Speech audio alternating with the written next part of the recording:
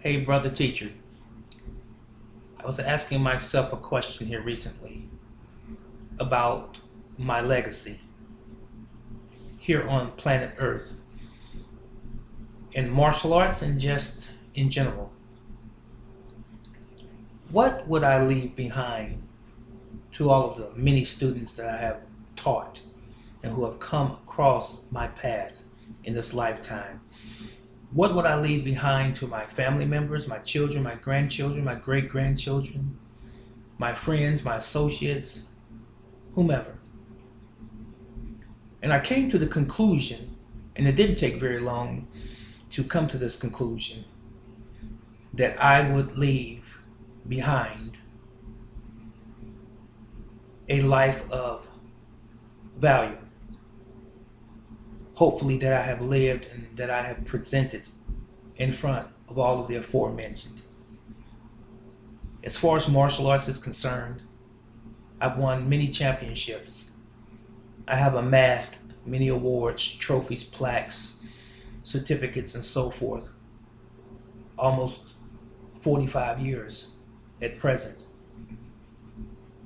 I've won and received many other rewards and awards. I'm an honorably discharged Army veteran. I've wrote many songs and poems, and I'm a retail businessman, an online entrepreneur, and the list goes on. And that's not tooting a horn per se, but I'm getting at a point, and the point is simply this: the physical slash material things we can never take away with us when we're gone.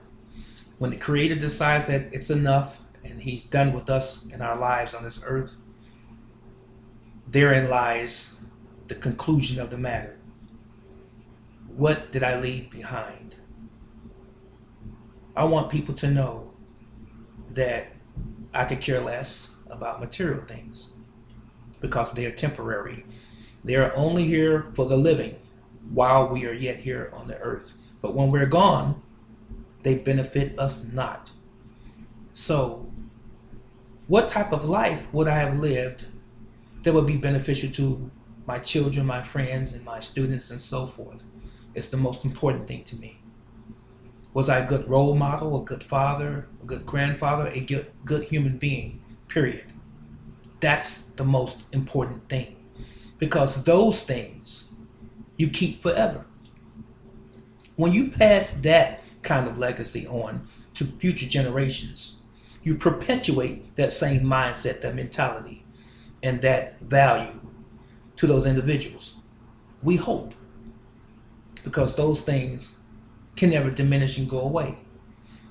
So I like to use the scripture oftentimes when I speak, when it says that we must walk circumspectly, as if today were the last day of our lives. Not rebel rousers, not lasciviousness, and all of these other ills and all of these other bad behaviors that human beings are so commonly falling into. Now, is that to say that I'm better than the next man? That's a matter of perception, but I'm not saying that. But it is your life that is indicative of how people see you in reality and perceive you. First impressions are often correct, they say. I don't wear several hats, even though I do several things. But the underlying side of me is the same.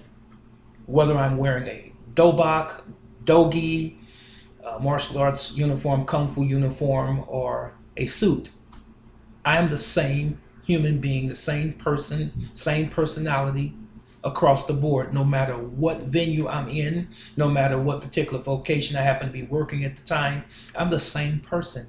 I don't put on one mask for one occasion and take it off and put on a different mask for another. I am the same always. And anyone that truly knows me will tell you the same. But enough of that.